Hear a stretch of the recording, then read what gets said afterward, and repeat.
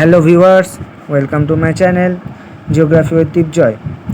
তো প্রিয় উচ্চ মাধ্যমিক শিক্ষার্থীরা, আজ তোমাদের সামনে নিয়ে চলে এসেছি 2025 সালে উচ্চ মাধ্যমিক ভূগোলের 5 নম্বর চ্যাপ্টার বায়ুমণ্ডল, যাকে আমরা ইংরেজিতে অ্যাটমসফিয়ার বলি।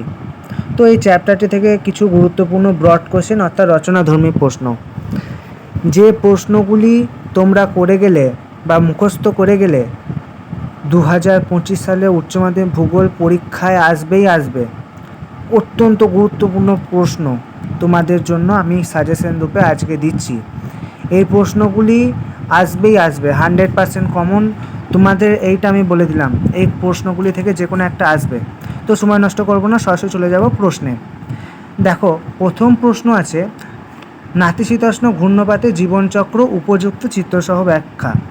4টে স্টার দেওয়া আছে এবং পাশে লেখা আছে মোস্ট ইম্পর্টেন্ট। এই কোশ্চেনটি 2025 সালে উচ্চ মাধ্যমিক পরীক্ষায়, ভূগোল পরীক্ষায় বায়ুমণ্ডল থেকে এটি আসবেই।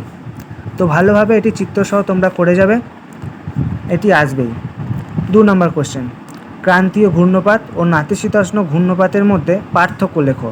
তার সঙ্গে আরেকটি 3 বা 4 নম্বর একটা কোশ্চেন আছে, ITCZ কি, অথবা তোমরা লিখে নাও আন্তঃক্রান্তীয় মিলন অঞ্চল কি। দেখো, ট্রিপল স্টার দেওয়া আছে। 3 নম্বর কোশ্চেন, ঘূর্ণপাত ও প্রতীপ ঘূর্ণপাতের মধ্যে পার্থক্য, এটিও দেখো ট্রিপল স্টার দেওয়া আছে। 4 নম্বর, মৌসুমি বায়ুর ওপর জেট বায়ুর প্রভাব, ডবল স্টার।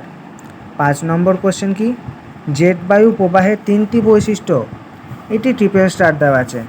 6 নম্বর, দেখো লবণাম্বু বা লবণাক্ত উদ্ভিদের, মৃত্তিকার উদ্ভিদের বা ম্যানগ্রোভ বা হ্যালোফাইট উদ্ভিদের অভিযোজনগত বৈশিষ্ট্য, এটিও দেখো 1 নম্বর প্রশ্নের মতো 4টে স্টার এবং মোস্ট ইম্পর্টেন্ট কোশ্চেন। তার মানে 2025 সালে উচ্চ মাধ্যমিক পরীক্ষায় এটিও আসতে চলেছে। 7 নম্বর কোশ্চেনে দেখা যাক, জঙ্গল উদ্ভিদের শ্রেণীবিভাগ এবং পরিবেশের সাথে এদের অভিযোজনগত সম্পর্ক আলোচনা করো অথবা ব্যাখ্যা করো।